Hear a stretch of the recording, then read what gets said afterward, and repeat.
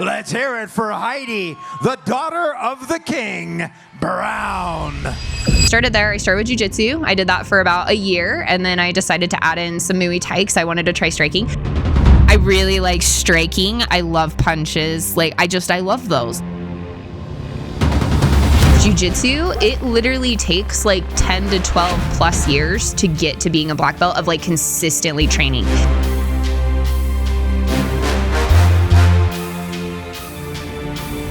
Yeah, that's actually one thing that I love about the sport of jiu-jitsu is that it's one that like you really have to work to get anything in that sport. So it's like, if I'm going to do it, like this is the time. This is the time. Welcome for a very exciting episode of the ADHD Express podcast, you guys. We have a friend of mine who has made a transition into the world of MMA. And this sounds really crazy for most people. She is a very successful real estate agent and real estate investor. And now she's an MMA fighter. You guys tune in. You're going to love it. Meet Heidi Brown. Woo! There we go. Little audio spikes. That helps you line up your videos. Okay, good morning. Hello, everybody. Welcome to the ADHD Express. This is Brian Carlson, your host. And today, you guys, we are missing Joe, the IT expert. Panda Joe in the GOP 360. He's not here. But we do have Daniel, as always. Thank you, Daniel, for being here. Hello, hello. And today, you guys, we have a very special guest. This is a personal friend and a work colleague of mine. We have Heidi Brown, real estate extraordinaire and MMA fighter extraordinaire and mom extraordinaire. Oh, that's very kind. Yeah, you can say hi and introduce yourselves. Tell us a little I'm bit. Heidi. Yeah, tell us a little bit about, kind of elaborate on the some of the stuff I just gave everybody. So I started real estate probably about like 9 years ago, and I started because my husband worked actually in construction, and it just kind of like made sense. And I've really enjoyed real estate. And I don't know what to say. It's okay. You're okay. We're just chatting. No, you're okay. Cool. That's cool. Yeah, that's part of it. So no, it's just kind of, we give people just a little introduction as to who you are. I don't know. You have to go into like what you know. Think of it more of as like a conversation. Like forget the cameras, forget don't look everything at the that's camera. around. Like this is just a conversation. Yeah. Okay, it's just a conversation. Yeah. This is Heidi's first podcast, you guys. Yeah. Obviously. It's okay. You're awesome. No. So yeah. So kind of just think about like this. Imagine there's like 4 people here and they're all just listening. They don't know you. Okay. Yeah. So you just kind of let them get to know you just a little bit. You don't have to go too deep. Okay. I would say the biggest way to like talk about myself is actually because I grew up on a horse ranch. Yes. And so with that, I feel like that's actually a lot of the strong rooting behind of what I really am. I grew up working hard. We had to haul hay, move pipe, break horses. We just had a lot to do. So it taught me how to work hard and kind of just gave me that love for that drive to push through things and to learn new things and tackle stuff. And not be afraid of hard stuff. Yeah. At all, I mean, right? you're always afraid, right? Like it's always scary, but yes, you just kind of like do it. But learning the stuff that you learned at that young of an age, like dealing with those obstacles, like, dude, that kind of set you up to why you are the way you are today. It right? probably really did. Really did. Those are hard things to do. Yeah, that's really cool. I kind of forgot you did grow up on a horse ranch, and now you kind of have like your own mini ranch. You got a couple horses, you got a couple of mules. Yes, no, wait, do you have just a couple or horses. mules? We had mini donkeys for a little while. You got rid of those guys. We did because they were chewing our wood fences. So it was actually they were so really nice sad. though. I loved those little guys. They were fuzzy and cute. They were just my little half-asses. It was great. Yeah, I just love those things. Joe, you're missing this. Yeah, right? I never heard you call them that before. That's awesome. No, that's a great term, though. I love those little guys. That is so rad. Now, you had a couple years ago, you got a colt. Yes, I did. How's he doing? He's doing great. We broke him in actually. Rode him quite a bit last year. He's doing really good. He's picking it up. Cool. Because he was pretty crazy for a minute, wasn't he? Like, I remember you telling me he tried to kill you once. He was such an idiot. Yeah. He was like a striker. He just rear up at you. Yeah. He still to this day never once has bucked. He just rears up. So if you're riding him and he gets pissed off, he just rears up. He never bucks. It's That's like funny. the funniest thing. Yeah. So you just hang on and let him calm down? Yeah, something like that. Something like that? Something like that. I might get a little angry at him. But Yeah, that's funny. That's funny. Yeah. I actually have a mare now that's probably like my favorite though. I got her for my dad last year. Oh, and yes. We had this she's conversation. Like my favorite horse I've She ever needed owned. She needed a new home. Oh, and I'm glad you got she is. Yeah, she is. She's my girl. Yeah, we had She's a my lot of main talk. girl. So I don't know how much. There's some people don't take very good care of their animals. Unfortunately, there's people like Heidi who are willing to take those uncared for animals and care for them. Yes, and I would say things have actually got a lot better up there. Oh, have they really? Oh, yeah. Oh, because you said it was like 20 years like that. It's gotten a lot better. Was there something that happened, or is it just... Yeah, so unfortunately my dad's health kind of went a little bit downhill last year, and so me and my brother turned out to go up and we helped out a ton on the ranch. I was there so much last summer, and I probably will be this summer too. Okay. And we've just been working on things, and my dad's like, yeah, let's get things changed around, and so it's been actually really good. Awesome. It's been really good. That's good. That's awesome, man. I'm glad. That's awesome. Yeah. Yeah, she, had this really funny home inspection experience. Do you remember this one up in Mink Creek? The story, the uncle's house. Yes, I do remember that. The neighbors. No, that's right. Not an uncle. It was a neighbor. Yes, it was a neighbor. The neighbors. So I do this home inspection. Excuse me.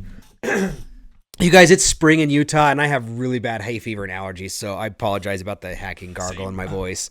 But yeah, so I go to do this home inspection, and this house is nasty, and like that's saying something. Like half of the carpet was like a carpet of animal feces. Like there was a little path that dude cleared through for me to come and do the inspection, and he was all offended that I made him do it. But like, as I get there, there's all this stuff, and the funny, well, there's two. There was the freshly gutted deer in down in the basement. That was really gross. That sounds about right for... Yeah, they just kind of piled the skin in the corner. And like, I don't know if you guys have ever seen a dead animal that's been sitting for a couple of weeks, but this was in their family room in the basement. It was serious. Oh, bro, I got pictures. Like, this is a smell I cannot begin to describe. Now, this is the house that has passed through the feces on the floor already. So the house already does not smell good.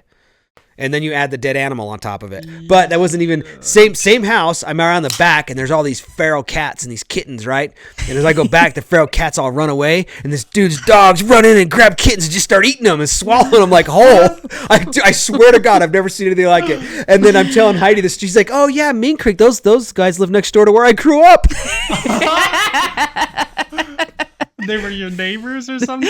Yeah. Oh, Bro, yeah. literally, you get out of your... I love it up there, though. It's the most, dude, Mink Creek is beautiful. Did you see the old... So obviously, you've seen the old school. Somebody bought the school and fixed it up. Oh, yeah. That's cool. Yeah, it is really cool. So, I don't know if you know, the lady across the street from me went to that school as a little girl. Really? Yeah, Marie Jolly. That's actually really I don't know cool. what Are her... you talking like the yellow Yes. schoolhouse or the red one? Okay, because there were a couple of them up there. I think it was the yellow one. Both of them have been bought and revamped. Oh, have they really? Yeah. Oh, very Yeah, cool. They totally have. That's awesome. Yeah, the yellow one is the older one, though. It's really cool. I think that's the one that Marie went to because Marie is not young. Okay, that's fair. I say her husband died at like 87, probably 8 years ago. Oh, wow. So like, yeah, and she's tough as nails, Pushing bro. 100. That's because she grew up in Mink Creek. She grew up in Mink Creek. Yeah, she'll probably live forever. Gosh, mountain lion comes on your porch, you just beat it with a frying pan. Like literally. Yeah, she actually has stories like that. It was probably her mom. Yeah. So yeah, Mink Creek. So that's, dude, craziness. That's right. It's funny. Then as we talk about, I'm like, that's right. That's where Heidi's from. So Heidi, we had a conversation on here a couple weeks ago, and I was talking about you coming on the show, and I was talking about the time that I don't know if I first met you, the makeup story. Oh. Remember? So you guys, so here I am again. So I'm a home inspector. Heidi was a real estate agent previous to her career as a fighter. And so, is it a career yet? Not quite. Almost. Not quite. I'm just amateur. You what? I'm just amateur. For now. Just an amateur. For now. For now. But anyway, so we're sitting there. We're doing this. It was, God, was it your fourplex that you bought? It was. Yeah, it was. It was your fourplex. It was so one of them. I'm done early. It's this beautiful day. I'm sitting on the front porch. And it's also a thing, you guys, I try to be like, because a lot of the realtors I work with are females, and so I have a really big thing on how I usually be sitting down when they walk up to me. So it's like and Heidi's not, because she'll just beat me up, but like some women are intimidated going up to a guy, and so I try to do all the stuff to not be that way. So I'm sitting down. Heidi comes walking up to me looking like $1 million, and she's all glittery. I'm sorry, it's the funniest story, you guys. So she's all glittery, and I normally try not to check out people that I work with. No matter how cute or attractive they are, I just try not to do it. And so then here I am, and I notice, and then I look at her legs, and like she's got this makeup all over her legs, and it's all glittery. And I'm like, what in the hell? And she's got it on her arms too. And so now I'm really looking, and then I'm like, God, she's got bruises underneath there. So then I'm immediately, right, I'm like, what's happening here? And I'm like, Heidi, are you covering bruises with makeup? She's like, and she laughs just like this. She's like, yeah, but it's not what you think. I'm an MMA fighter. She's like, I was doing Muay Thai, and when you kick with your shins, they get bruised. And that was what opened our beautiful friendship. And then I'm like, you're the coolest person ever. And for those of you who are just listening to this, you should be able to tell by the laugh what kind of a person Heidi is. And it's funny because we went to her very first MMA fight, right? Yes, you guys did. And she laughs like that while getting her butt kicked and while kicking the shit out of somebody. So think about having a fist pound your face while she's giggling. You didn't giggle. I was just making that part up. But like afterwards, you were giggling like, yes, like you were very happy. It was an awesome thing. And like, it was just, dude, the announcer, you guys, it was one of the coolest fights. I don't know. Can we clip that video? Do you think? I have it. So we'll clip a little bit of your fight if that's okay. Okay. The only part I want to clip you guys. So she was down there, kind of the underdog. The other woman had multiple fights, kind of a badass chick, right? You are too, but I mean, you were two tough women, really. Yeah. You guys both kind of took a bit of a beating and like kept going. Yeah. So I mean, like it was very impressive. But at some point in this fight, dude, so Heidi had a lot of support. She had a pretty good group of folks that came down, and so we were all chanting, Heidi, Heidi. Well, Heidi kind of got beat her a little bit in the first round. She got her ass like pounded. Yeah. Like I was like, I've only maybe taken a beating like that once, dude. Like it's like she just took it, dude. It rung your, and I know, and you could see it in the video. Rung her bell, and then but anyways, after just taking a kick to the head, an absolute pounding, she gets up. And the girl kind of got her down again, and then she got up a second. So the first time we were all Heidi, Heidi, and she gets up. The second time, the entire freaking place was chanting Heidi. Like it was unbelievable, right? Like I don't know if you could hear the noise in the ring, but you've seen the video. Yeah. The entire room was just like, holy crap, who is this person? It was so awesome. So anyway, so let's just tag. I want to put in just a clip of the entire. What's the place called? Steel Fight? No. Yeah, Still Fist Fight Night. That's what that one was, yes. And we just want to show that whole place cheering Heidi on, because that was so awesome. That was the perfect way to come out, man. Cue the clip. Yeah, cue the clip. Check it out. So go fight. Wait, does your fighting career have its own social media stuff yet? Not really. Uh-oh, you might need to, so people have somewhere to follow. Okay. Otherwise, it's your personal. You don't want that. It's fair. That's fair. It's fair. Yeah. So anyway, so that's cool. So do you want to tell us a little bit about why you started fighting? So I actually started it for self-defense in real estate. I had a client who got me just a little bit nervous, and my brother, he's always been very big into self-defense stuff. He's very big into safety with gun training and just, he grew up on the ranch too. And he actually really wanted me to start with jujitsu. So he was like, hey, just go check out some gyms. And I remember checking out a couple different gyms. And I was super glad that I went for the one that I did. Cache Valley Martial Arts, they are absolutely amazing. Yeah. Absolutely amazing. No better coach than the head coach over there. Kofi is the best. And so anyway, I started there. I started with jujitsu. I did that for about a year. And then I decided to add in some Muay Thai because I wanted to try striking. Ironically, the first time I went to go and watch Muay Thai, I was like, I don't know, man. It's pretty brutal. I was like, I don't know. Yeah. This is mean. Yes, it is mean. Yes, it is. But then I started doing it and I just fell in love with it. Yeah. I think jujitsu was easy for me to fall in love with because growing up on the ranch, my brother would always mess around with me and stuff. And we would often ground fight, I guess you could wrestle. say. It wasn't anything formal. No. It wasn't, neither of us really, my brother did Kempo. So he had some good training, but we just messed around a ton. And so it just kind of felt at home at first. And jiu-jitsu kind of has its own family. Sure. And then you add in the Muay Thai family. And then from there, it just kind of became all right, I kind of want to merge the two together. I want to know. I forget, was Brian Murphy, he used to be involved in that gym, right? Does that ring a bell? I'm not sure. Okay, he's coming on the show. And I know he had started one of these gyms around here and then left. Okay. And he very well could have been. I think he might have been one of the originals on that one. I'm not sure. Well, he's coming in 2 weeks, so we'll get that. Okay, yeah. Very well could have been. Very well. So, yeah. Interesting. So you started in real estate, and how long did you do real estate before you still do real estate I still do now? some real estate, so yes. How long have you been doing it? 9 years. 9 years? Okay. I've known her for about 9 years. Probably, right? Probably. Because I remember when I used to be able to be like, I was like the youngest real estate agent once upon a time, and was like, oh yeah, I had like the mantle youngest. Yeah, you don't get that after a few years. Apparently, with age, you just get but older. no, what the cool thing is, like most realtors, you're going to use that same photo for the next like 50 years. Yeah. That's the funny meme about real estate agents. Then you meet them and you're like, whoa, good Lord. That's an old picture. She's laughing because it's true, huh? You do see that sometimes, for sure. So how long ago did you start doing like MMA? And About 4 years ago is when I started doing jujitsu. okay. And so, yeah. Huh. Yeah. So just kind of took Right about the time when I blew my turn. hip out. Yeah, probably. Yeah. It was spring. It was 2020 when I did that injury. Yeah, it was 2020 when I started up there. I started in like the summer of 2020. So almost 4 years. Yeah, because I remember talking about it with you a bunch.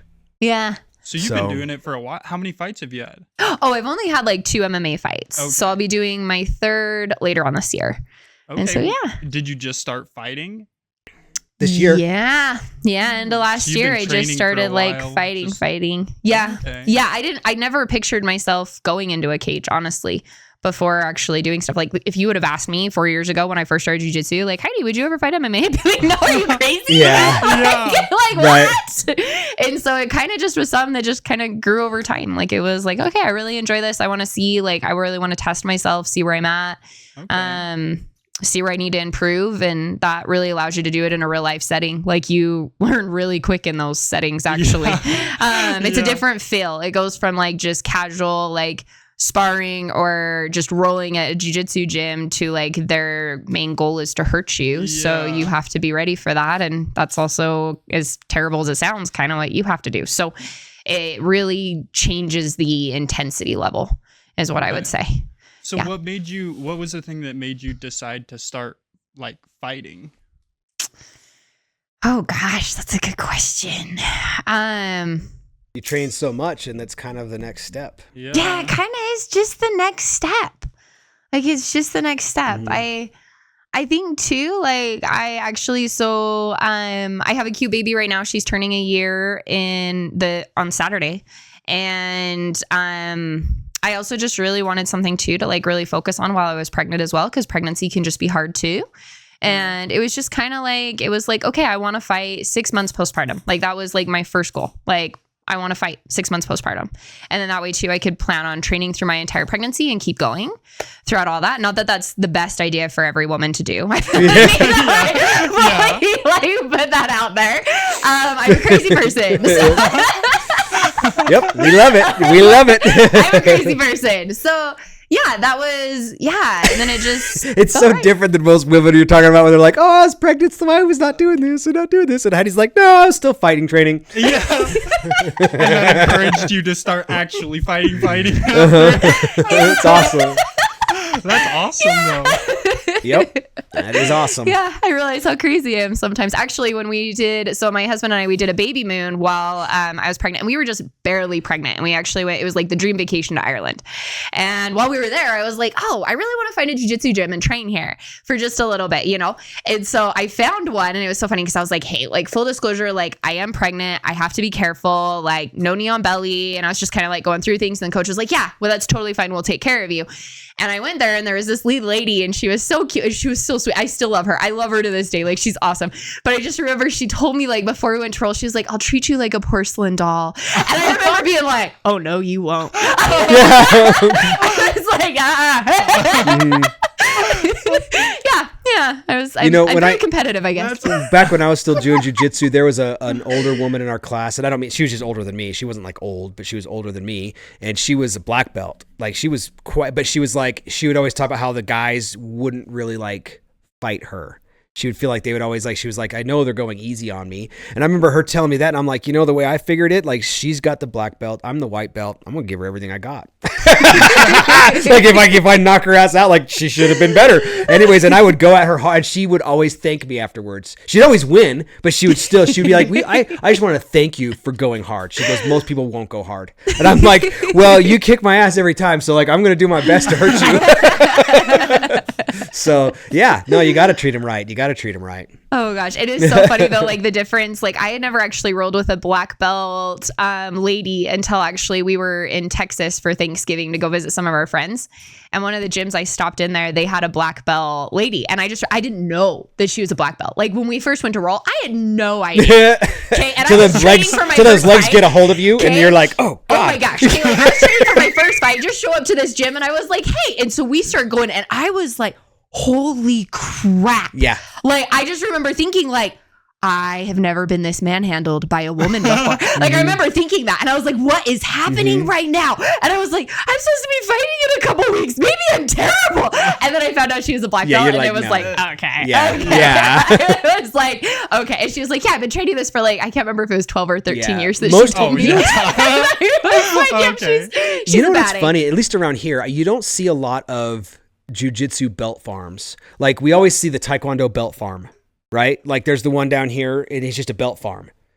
You send your kids in there and they just pump them out and they're all black belts. These kids haven't done shit. They're not a black belt. I would say the biggest thing about jiu-jitsu though is you probably won't ever find one because jiu-jitsu, it literally takes like 10 to 12 plus years to get to being a black belt of like consistently training.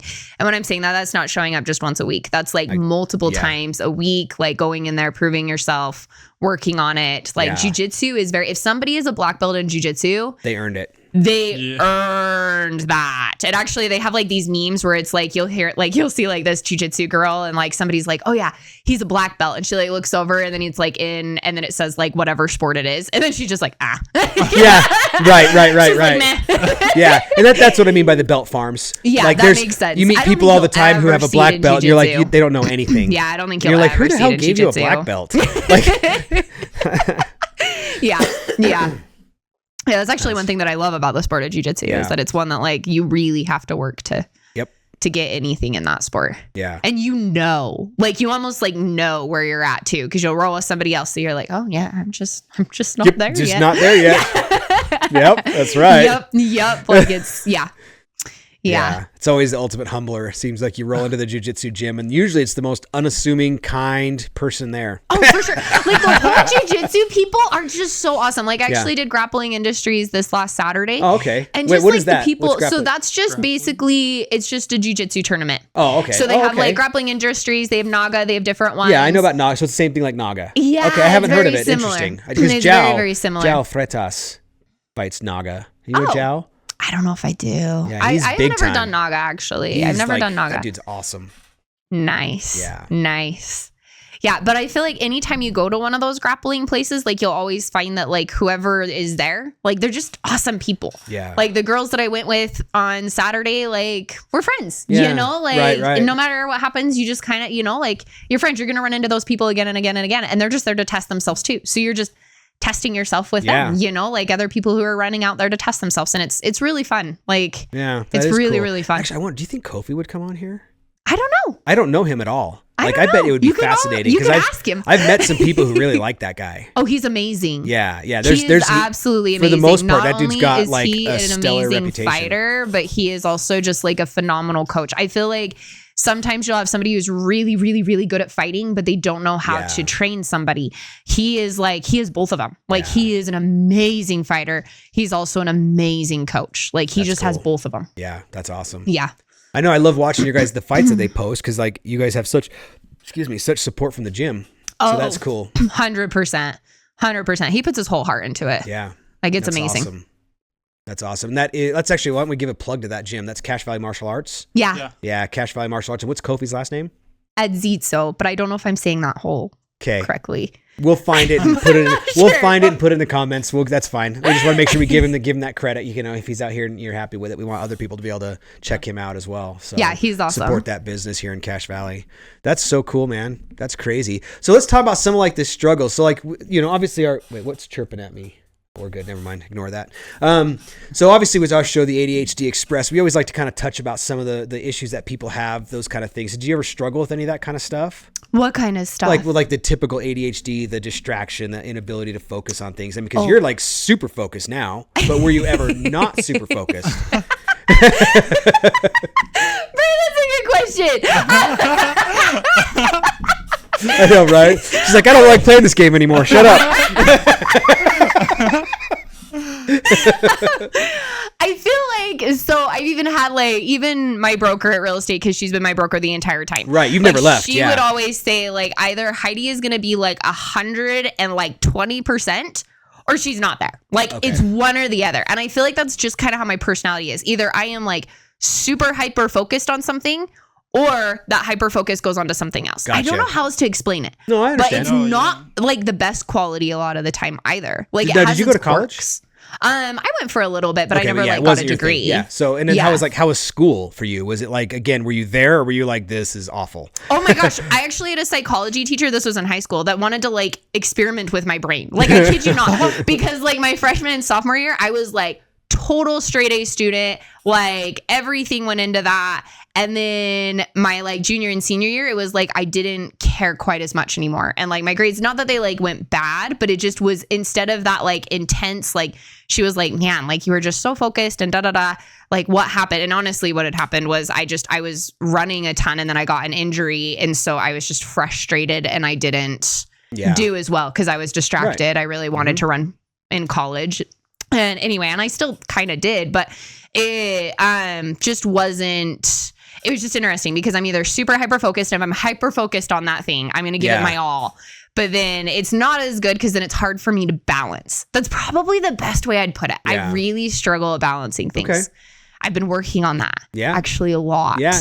Aren't we all? What have you been doing? What are some things that you found, some good tips? So I think one of the things is just always making sure like, which I'm still not the best about, but just kind of having my priorities in the right space. Like, okay, first off, like I need to make sure, which I'm not the best at. So even though I'm saying this, like it needs work, but just like making sure that I'm praying every day and trying to like, have that relationship with Christ first off. Next, I've been trying to do a lot more with like mindfulness and just kind of being more like in tune and listening to myself. Like if I'm because before I would just be like, nope, we're going to put that to the side and we're just going to do this. Repress those emotions. Yeah. Yep. We stuff them all down deep and we just put them in. What a masculine thing for you to do. Weird. I swear it was a girl over there. And so just kind of like being a little bit more mindful of who I am and just also that it's okay that I've got weaknesses, you know, like it's okay that it's like, I'm not going to do my best every day. Like sometimes in training, even like there's days where I just don't do very good and that's okay. Dude, like I've had to learn that that's okay. Have I told you about my favorite new book? Do I still have it out here? No, I put it away. It's because I'm reading it again in the house. It's called The Fifth Agreement. Yeah. Have you heard of that one? So it started, the first one was the 4 agreements, and then they rewrote it and added the 5th agreement. And one of those is do your best every day. But the thing of it is your best is absolutely a sliding scale. And that's what people need to realize is like, really if your best is to, not, I don't know, kill somebody or yourself and you're going to sit on the couch and eat bonbons all day. Well, good job, man. You didn't kill somebody. You didn't kill yourself. Like, you did your best. Yeah. And then other days you get up 2 hours early and you exercise and you eat your proper nutrition and you do all this stuff. And that was your best that day. Yes. Because I think it's so easy to beat yourself up when you usually are having like those type of days, like number 2, and then you're like, wow, today is just not the day. So being mindful of those kind of emotions and whatnot that you're feeling is huge. And like, in fact, Joe, the reason Joe's not here today is honestly Joe's being mindful of himself. Yeah. He has been trying to figure out, Joe is like, we put a lot on Joe. He's trying to figure out all of our software, everything that we're trying to do is on Joe's shoulders. And so like that dude will work and not sleep for a day or 2. Yeah. But see, then after that first day of not sleeping, now he's no longer productive to us. Right. Yeah. And so now he's kind of listening. We're trying to get him to be like, hey man, that's no good. You got 10 hours a day. That's all you get to work. Outside of that, you can't. Right. Well, because whatever he accomplished by not sleeping, we don't have Joe today. Yeah. And like Joe's, like if you watch any of my podcasts, Joe adds a lot to these shows. Like Joe always has really, really insightful, and his mind works differently than, all of our minds work differently. Oh, for sure. But so I just value somebody who like, he asks a question. I never even thought that it was not on my registry. Yeah. So, I mean, don't you think? Yeah. He would have jumped in on the 5th agreement. Oh, dude. Yeah. Given some juice. Some juice. And that's the thing is like, he speaks and it's just like, so sage and and then so But no, so Yeah. that might be a good one. Do you read much? Are you a reader? Yeah. dude, Actually, check out that usually Fifth Agreement. audiobooks though, just as I'm Yeah, like it's on driving an around and audiobook. stuff like that. So that one was my homework. I went and did a peyote ceremony. I don't know if I told you about that. Native American peyote ceremony. I don't know. In a teepee with the medicine woman, the whole 9 yards. Oh yeah, dude, legit. It was fabulous. One of the best things I've done for my mental health. And so, but my homework was that book. Oh, okay, that makes sense. And I'm basically, it's almost a year later, and I'm still. Well, no, when was that? It was in the fall. I think I did the peyote ceremony last fall. Okay. Yeah, I'm still on the homework of that book, man. I really am. Like it's well, I think it's just so hard because when it's like, I guess probably like to even skim up what I was talking about, I feel like oftentimes I'm a perfectionist, and then when things are not like going the way that I want them to, if I feel like I'm not performing to a certain level or I'm not doing something to a certain level, I just automatically assume I fail. Yeah. And then if I assume I fail, then I have like this I just beat myself up internally. Yeah. And it's almost like I feel like for me, it's like almost like giving up before. Like, before you're fully out, because you're like, man, I can't do this as well as I wanted to. So what? And then, like mentally, you check out of it, which is like unfortunate because then it just leads more towards what you don't want. Oh, for sure, because you just keep beating yourself up. It's like this vicious cycle. Which is actually, I think it's like the third agreement is like, don't take everything personally. No, that makes sense. That makes sense. It really, dude, the book is incredible. I'm telling you. So good. Go read the book if you haven't. Go check it out. Okay. Yeah. I'll have to check that one out. That one has just been awesome. What's and actually, since I just said that, I actually always like to ask people this, like, what is a good book that's helped you that you might want to share with us? Ooh, yeah. Can you think of one? And again, I know that's on the spot, so if you can't, don't worry about it. But I would say like, and I know this probably is, I don't know. I would say like the C.S. Lewis books actually helped me so much in a lot of different regards. Sure. So I love like Mere Christianity by C.S. Lewis. I just love C.S. Lewis as a full-on author. Right. Like all of his stuff. It kind of helped me to, I don't know, just kind of get perspectives that's a little bit. That's right a big too. kind of the Christian world books. So, yes. Mm-hmm. Yes. Cool. Yeah. Good. I'm glad you're reading those. Yeah, I've read loved most them of those for a too, long but it's time. been like 20 years, if not longer. So that's cool. C.S. Lewis. Yeah, there are some really good ones there, including The Lion, Witch, and the Wardrobe, right? Oh, yeah. You gotta love some Narnia. Yeah. You gotta love some Narnia. Yeah. Okay, That's who see it. Same guy. I said that because you had a vague look on your face. I was like trying to piece it together. That makes a lot more sense. Okay. So he is a Christian and has a bunch of really cool. I like his approach. You might want to check out some of those books. You guys might like them. I'll have to take a look. So yeah, see, and again, Joe's missing that. Sorry, Joe. He's probably read them already. He probably already knows. Yeah. The guy is he's on the level. He reads a lot, so that's good. That's good. Well, that's rad. Dang it, there was something I was going to say, and now I forgot what it was. Ask you. You don't remember what it was. I didn't tell you. Yeah. Not unless it was telepathically. Oh, no. You know what I was going to talk about? So something that I have observed in you and part of your, I think your success is something I again, just talking about stuff is the partner that you picked. So I've actually gotten to know your husband a little 100%. bit. And like you guys, this is one of those things, like when you look at some of these really successful couples, they're polar opposites. And like, that's how it works. Completely. Like completely. and it's funny because so Heidi and I are both the crazy one in the relationship. Yeah. And our I would spouses agree with are that. the rock. Steady. The steady, calm. They're steady. Yep. Yes. And so I would agree with that.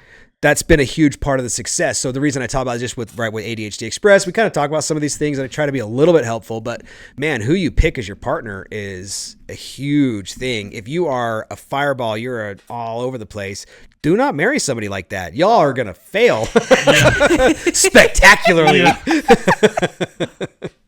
Yeah. I know you can't help who you're attracted to, but dang. I do feel like it's like the yin and yang. Like you need both sides. Oh, absolutely. 100%. Absolutely. 100%. So when you got into MMA, how did he feel about that? He told me that he just has always viewed me as a little bit of an adrenaline junkie, so it didn't really shock him. Yeah, I was going to say he probably was just like, yeah. Like I said, I can imagine how that conversation went, and it was probably a lot less dramatic than Heidi was looking for. I just know, like, it's probably not going to be dramatic. Yeah. Like, he's just very steady. And so he's just like, all right, like, if that's what you want to do, then okay. Yeah. There have been things that are definitely hard at times. Like, I think, too, just with, like, certain injuries that I have gotten in training and stuff, like, it's hard for, obviously, him, too, to, like, see that, because it's not a sport where you're going to, I mean, you're literally trying to hurt each other, right? Yeah. So it's not like it's just going out for a run, like what I used to do all the time, you know? Like, I just go for a run. Worst case scenario, maybe I sprained my ankle. Like, maybe. Shin splints, like, maybe? Yeah. I got stung by a bee. Yeah, you know? Like, Bird pooped on me. Yeah, like you might, I mean, I guess like maybe running stretch fractures, but like that takes a lot. I don't know. So it was just something where like this, it's almost like you're always probably going to be battling something that's going to be a little bit injured, or just if you get like something bigger, it can be really hard. To deal with that too on the other side. Yeah. Gotcha. And so it can be kind of scary too, I think, because obviously he doesn't really ever want me to get super hurt. Yeah. So that's also a factor as well. Yep. Gotcha. That is, yeah. Hopefully that answers the question. No, that definitely answers it. I mean, yeah, that's just interesting. It is. Well, and that's, again, part of what we're trying to do is like, you can change your life and do something different. Yeah. You absolutely can. Like most people, and if Joe was here, he would quote Carl Jung, which I finally remembered, the Black Book. Have you heard of Carl Jung? I don't think I have. The Red Book, the Black Book. They're just a couple of like spiritual enlightenment, whatever, kind of self-helpy type stuff. And they talk about the reason a lot of people don't start over is because you go from, maybe you're already expert at one thing. And the reason you don't go to something else is you have to become the fool again. You have to, You have to go down to the bottom, and you're no longer the expert anymore, and you're out there getting your trash kicked. Literally, in your sense, metaphorically, in my business sense, right? I'm metaphorically getting my trash kicked. Yes. Whereas, so that's kind of the hard thing, and like, dude, I love the courage that it takes because, again, I am metaphorically getting beat as we try to figure out how to make a podcast and how to do all that kind of stuff, right? Like, it's hard, and mentally, it's hard, right? But then what you're doing is... Dude, not only is it mentally hard and physically hard, it's also physically punishing. Yeah. Yes. I think too, one thing for me as well is that I also had to realize too, like when it comes to being an athlete in any way, shape or form, like you do have a lot of times a little bit of like an age limiting factor at some point. Sure. So it was almost like, okay, if I want to go for this thing, like I gotta go now. Yep. Like I can't go at this when I'm like 60 years old. Like that's just or 40. not gonna, like it's, that's when I got all banged up. Like it's just like there's a time when it's like, okay, this would no longer, like I wouldn't be able to compete as a high of a level as what I would love to get to. So it's like, if I'm going to do it, like this is the time. This is the time. I want to dedicate like 10ish years towards it, see what I can do in those 10 years, push as hard as I can. And I know that, like, goodness, like even like real estate, you can even do that when you're in like your 90s. Let's be real. Yeah, we know Jack some Nixon, agents. love that we dude know over some there. agents that are still doing it. And so, but I feel like this you can't. So it's something that it's like, like I really want to do this and I want to see what I can do with it. I've always actually wanted to be an athlete, even when I was younger. Because you wanted to run, right? Yes, I always have wanted to be an athlete. Yeah. And I never knew that this would be the sport of my choice. I know, huh? You were thinking endurance running. You thought you would have do the Bear 100 or some crazy shit like that. Yeah, but no. Right. Like growing up, that's always what I thought, right? It was always like, I'm going to be an Olympic distance runner. Growing up you were running away, and now you're not running away no more. There you go. There you go. My legs still need some work on that, actually. They do actually very much prefer running sometimes. Do they? Yeah. That's funny. That's understandable. It's understandable. That's understandable. My other buddy's like, we'll punch all day. My other buddy's like, wait, what? Yeah. But yeah. That's awesome. That's so awesome. Such a cool experience, man. Yeah, it's just so cool hearing this. Like my mind keeps jumping off on things. Like it's cool that you jumped into like MMA, and just like fighting is something that's like so out there from like what you would normally, like I don't think I've ever met another female MMA fighter, and I don't think there's many out there. I would say that there's not a ton for sure. It's definitely a male-dominated sport, but there is getting more and more. Mm-hmm. Like wrestling's becoming a huge thing now, even like in high school for girls. Which before, like that was like when I was in high school, like what? Like no, that like was not a thing. So it is interesting how much that is developing also on the women's side in the sport. Yeah. I was say because there's a bunch of girls the lionesses. What are you guys'? Oh yeah, CBMA you guys have a team? Yes, There's a team. Yes. We're the lionesses over there. Yeah, I was already trying to. There's a lot of us. So some of us are more into like kickboxing or jujitsu. Some of us are into MMA. Like, and we're just growing. Yeah. Like, there's more and more women all the time there. Like the lionesses are growing. So remember I was telling you guys I used to have the female inspector, home inspector.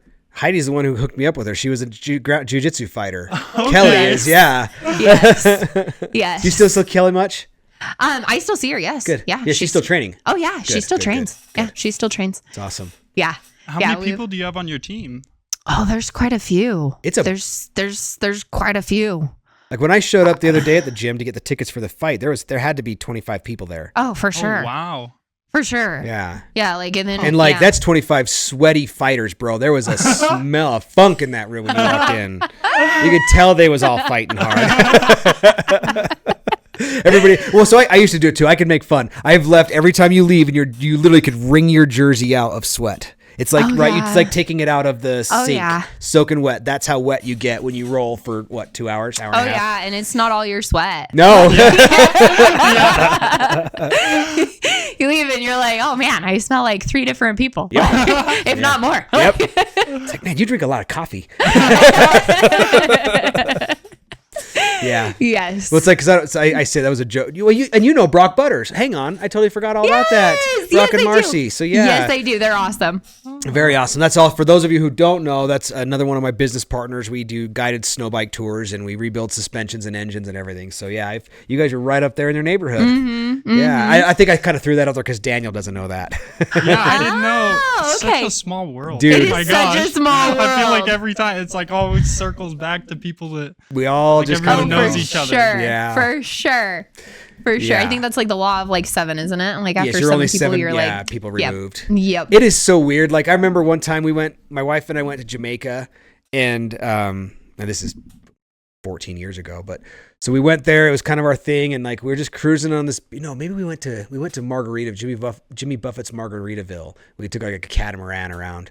And as we're walking in the bar, you kind of walk in, you're checking out the place, and I see this dude I went to high school with.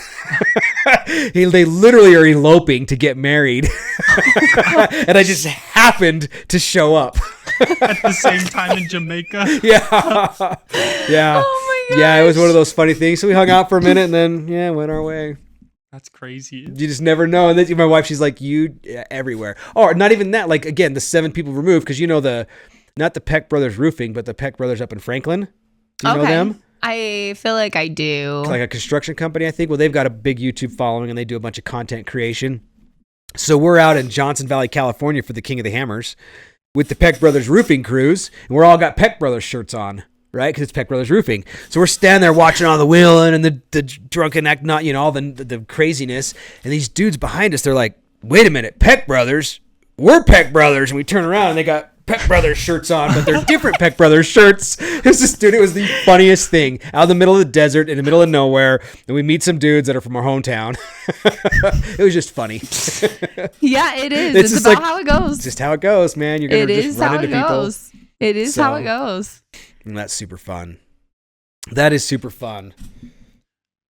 Okay, so I keep having a thought that keeps coming back. Like earlier, I asked you a question and kind of threw you on the spot for like what got you into like into the MMA and like the fighting and things. Yes.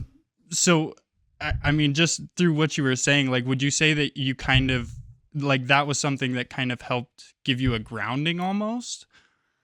Yeah, I would say it was something that like I just didn't realize what I was missing. Like I didn't realize that was something that I would actually like super enjoy, and that it would help kind of get like that competitive side out in me, because I do have a very competitive side.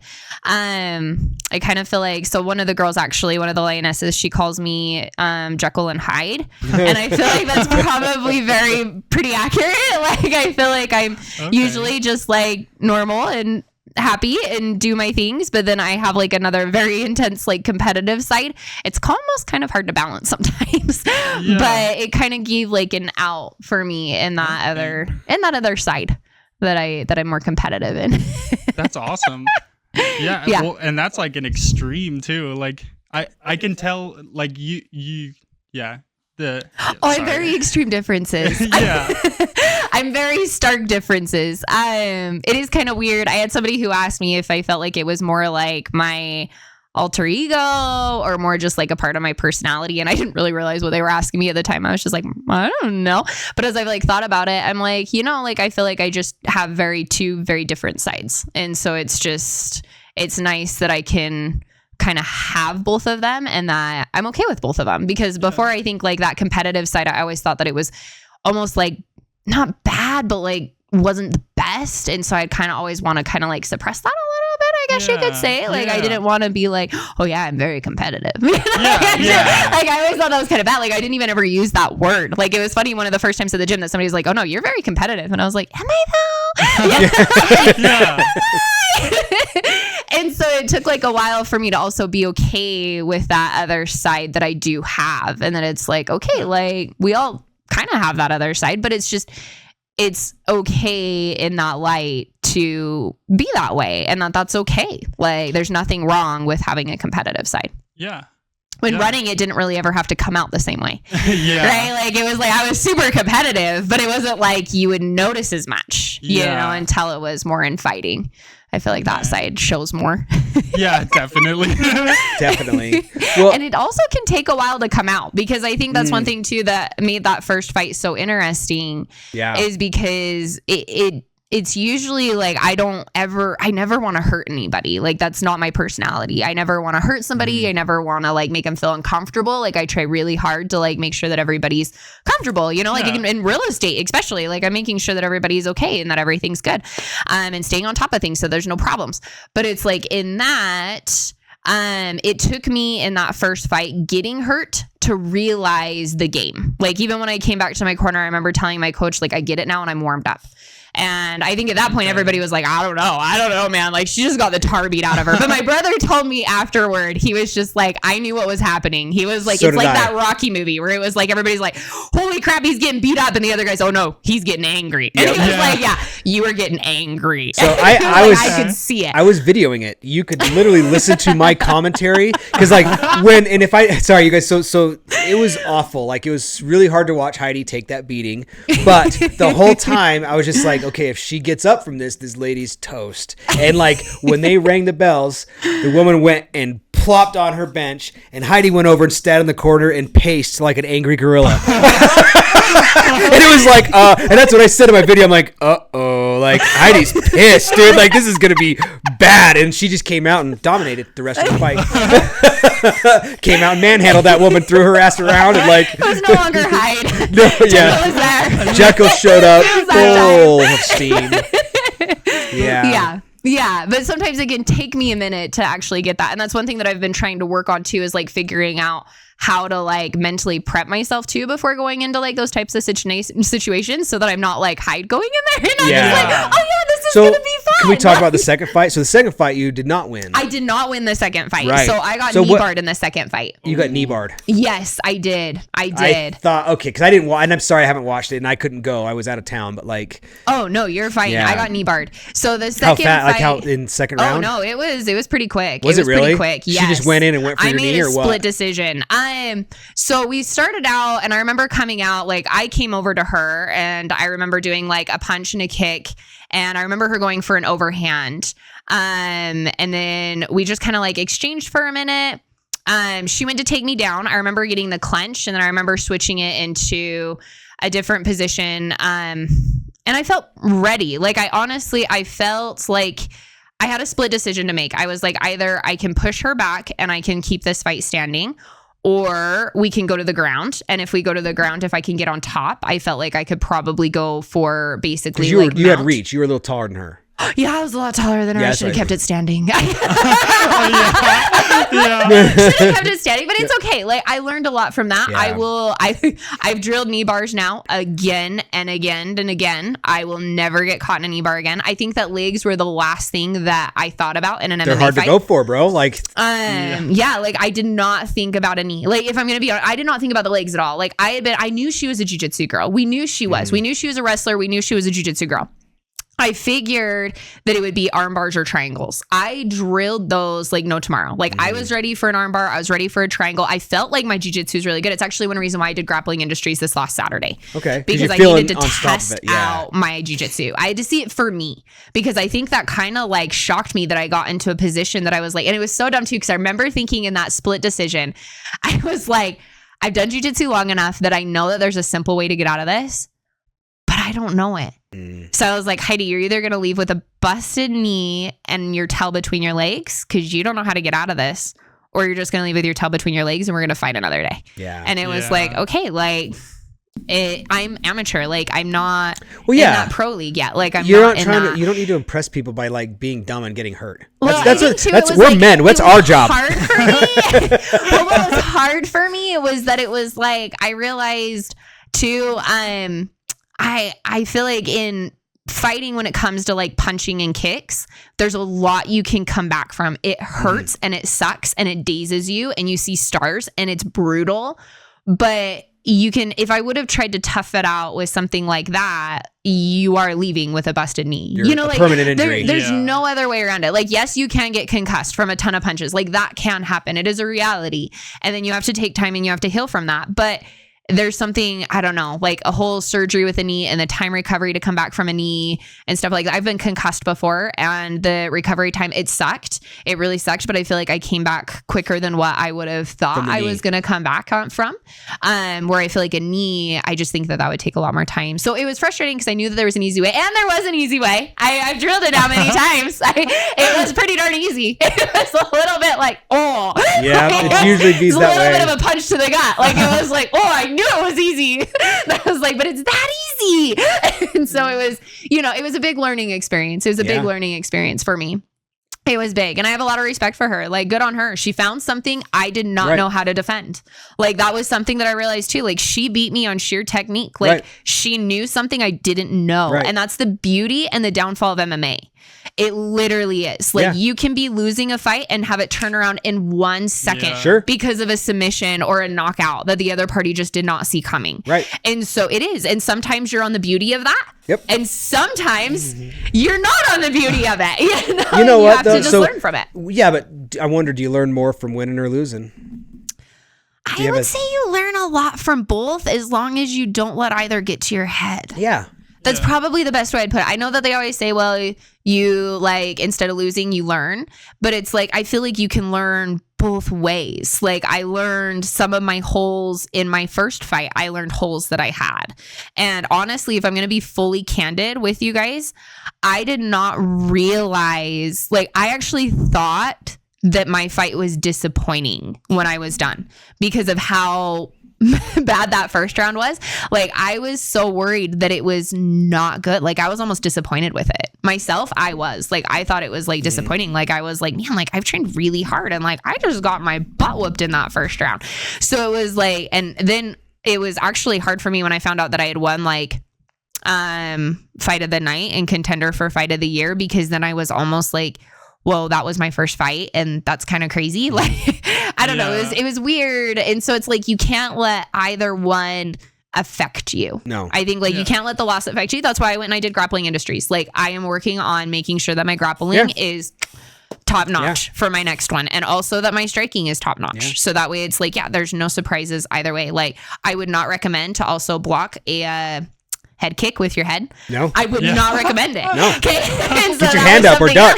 That I had to like learn. Like when I went back to the drawing board, it was like, holy crap, like that literally could have knocked me out. Like it was close to knocking me out. If you watched it, like it was close to knocking me out. You saw it. And so it was like, I learned in that one too. Like it's like I could have easily have lost here with this head kick. I could, like this knee bar. If I would have known the solution, that fight would have kept going. And then I'd love to have seen what would have happened in that fight, and it's just like, all right, I just have to be better. Yeah. I have to be better. Yeah. Yeah. And it's always a strategy. We are always taught, man, when you got reach on somebody, you try to keep it off the ground. I should have done that. Yeah. Because us short people, that's what I'm going to do. If somebody's got reach on me, I'm going to get them on the ground as fast as I can because it takes that away. Literally, I should have done that because honestly, I know that she went for that overhand punch.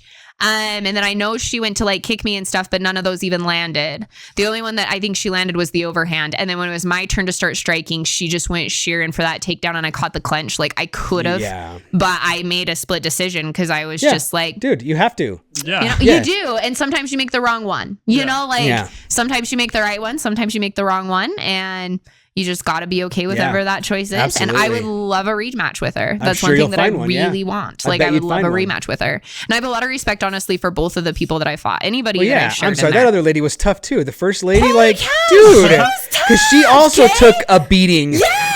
and kept getting up and kept, yes. Okay, she's tough. Anybody who steps in there, I feel like is a warrior. You gotta respect them, dude. And you gotta respect them. You do. Like you have a ton of respect for them. She actually was at Grappling Industries too. Oh, was she really? Yes! Did you guys see each other? Did you go talk or no? Oh, of course we did. Okay, yes, that's awesome. We did. So she meets your energy. You go, you're like, and you hug, right? And she's like, oh no, not her again. No, she is a sweetheart. Like honestly, she's awesome. That's so cool. And I was super proud. What was her name? Can we just give her the shout out too? And like, so it's what's her name? Lacey Vasquez. That's right, Lacey Vasquez. Yeah, and she's amazing. Like I absolutely love her. Like and that's the thing. Like in this world, I feel like you find just a lot of super awesome people. They're all warriors. Like they're just no matter who you meet in that cage, they're all warriors. Yep. Like and you never know how a fight's gonna go. Nope. Like you just don't. No. You can do your best game, and if they are on their best game too, like you just don't know how a fight's gonna end. You don't. If they know really that knee bar and you don't, like it's exactly. Well, there's a story of this kid, that Utah kid here, who won like all these national wrestling championships, and he's only got one arm. Have you heard about this kid? I can't remember his name. I might have to search it up. So this kid has one arm. He basically has one move. He has his signature move. But he's super But good he basically has drilled it to the point that even though you know what he's going to do, you know how it's going to happen, he still freaking gets you with it. Because he has one thing to drill, and you're trying to drill for the whole gamut. Yes. You know, so the kid probably doesn't win always, but like he won enough to be a champion, you know, with one arm. Yes. And so like it. Yeah. Well, those things that you practice again and again and again. And I honestly, I bet you anything that's that woman's strategy. Because do you know, to be honest, like, I mean, in her post, I was trying to think of how I would even get. I don't even know that I could put somebody. Said that it was all muscle memory. Yeah. In her post interview, it was all muscle memory. Yeah. She's done that 1,000 times. I've watched it again and again, and like the biggest thing is she just got her knee right in between my legs as we were coming down. I think she planned it actually. Yeah. From the very that was how she was going to submit you. Yeah, that from was day how one. she was going to submit me. And as fast and smooth as it was. She got right. it. Yeah, she got it slick. It was slick. Like she got it in. So remember, when you go for the rematch, you're going to be all anticipating that, and she's totally got a different one. I'm serious. But don't not train for it, because she's still got the fall through, the fall on. You know, like serious. I mean, I'm just being honest, and I'm sure Kofi says the same stuff. But it's true. Yeah, it's true. You never know. Like everybody's got their moves. Mm-hmm. Everybody has their things, and she's very good at inverting. Like I have to give her that too. She's very like my body. I'm not used to inverting. Honestly, it's a different strategy in jiu-jitsu. Like, and that's the funny thing too. Even though you're training the same arts, the difference is that you take home. Yeah. Like everybody has their. Well, we have different skill sets and different everything, right? Everybody. Yeah, your body type's different. The way one move feels to somebody isn't going to feel the same way to somebody else. I feel like I've said, like I really like striking. I love because it's fun and exciting. Punches. Yeah. I love punches. Like I love those. Yeah. But I think for like I have a very long wingspan, even for my height, and so I feel like even if somebody's taller than me, I'm usually not worried about their reach. Yeah. And like I don't know. That's everybody's different. Yep. So whatever feels, even if we're practicing the same sport, we're both going to take away different things from it. Yeah, absolutely. And I just have to know how to get out of the ones that other people might be good at. I think that's the biggest thing too. I will tell you the whole reason why I also think that head kick was so eye-opening for me is because I normally it's taken me a lot to get to the point where I can actually head kick because I'm naturally not super flexible. Oh, so running will do that to you. Yeah. Running does do that to you. Okay, you are not flexible when you're running all the time. Your legs are always tight. And I never stretched. In high school. I never stretched. Like even when I was doing the little stint in college, like I never stretched. And so my legs, it's taken a lot to actually start working on getting flexible to the point where I can do that. So I just forgot other people could. You know, and that's the thing that'll get you. Yes, it will. Yeah, some people could do it easy and fast. Yes, super easy and super fast. Yep. And they're very good at it. And so it's like you just don't know. I used to be good at it. Now I don't have a right labrum in my hip, so I'm not good at it anymore. That'll do that. That'll do that. But yeah. I get it. I used to like doing that stuff. Striking is fun. Kicking, punching, doing all that stuff is just... Oh, it's so fun. And grappling is fun too. Grappling is super fun too. I mean, they're both fun. I've been beat a lot more in the grappling than I have in other stuff, and that's why I think it's... I probably... That's because I didn't train it enough. Grappling is just tricky because you can think that you're safe in a position when you're really not. Yep. I think the one thing I would tell you about jiu-jitsu is that there's always something. That is the biggest thing that I've learned. There is always something. It doesn't care where you're at. Like, well, and some people different stuff. Like I had this kid that I used to train with and spar with, and he was like Gumby. all of his joints and ligaments, like I don't know if they were all double jointed, but like I would do stuff to him that I would have broken, and he's just like, that doesn't hurt. There have been times where I've had to close my eyes at jiu-jitsu tournaments when I'm watching some of those arm bars, because how flexible some people's arms are. Like I'm just like, oh, I can't That's how- handle that. Like it's gonna snap off any second. That's how this kid Josh is. Yeah. Like it's crazy to me how flexible some people's joints are. Yeah. And it's their strong suit. You know, if there's something that I also learned this actually when I had an injury that I went in for like physical therapy for, and they told me that when you have a ton of mobility somewhere, that it creates like a lack of strength somewhere else. Correct. And so it's like everybody has their own strengths and weaknesses. If they're super flexible, then they probably have something else that is not as much of a strength. Right. And it's like the big dudes, right? Like they're usually not super flexible in like their chest and stuff. Like there's certain moves that work really good on them to get them to turn, because they're just not flexible because they're very strong there. Yeah. And so it's like, you never know what you're going to deal with. Like, are you going to deal with the flexible person? Or are you going to deal with the strong person? Like, who are you dealing with and what's their game? Right. And it makes it an adventure. Yes, it does. It's so much fun. It's so cool to talk about. Yeah. It's so much fun. It's so much fun. Yeah. Well, that's awesome, man. Heidi, I mean, that's about the end of our time on the show for today, but like, man, I'm so glad you came on, and you kind of met what we're trying to do. You're authentic, you're real. Like, this is fabulous. Yeah. I hope it was a good time for you. You guys, I hope you enjoy it. Let's all go. I'm going to make Heidi create some social media for her fighting career. So you guys can all go follow her. Yeah. Buy a house from her if you need to, all that kind of stuff. Wait, you are still doing real estate. I was like, I probably still shouldn't doing promote some that if you're real like a little estate. bit though. Not as much as you used to. Not as much as I used to. Yeah. So you're not pushing but- it hard. Yeah, I'm not like advertising like I used to. That's all right. Yes. Yeah. I feel ya. Yeah. Cool. Well, awesome. Thanks again for joining us. Hey, thank you guys. Okay, you guys, Thank so you know the deal. If you guys like what we're doing, you need to subscribe, like, comment. Even if you don't like what we're doing, give us a comment anyways. Tell us we're terrible. It just helps feed the algorithms. So thank you and have a great day.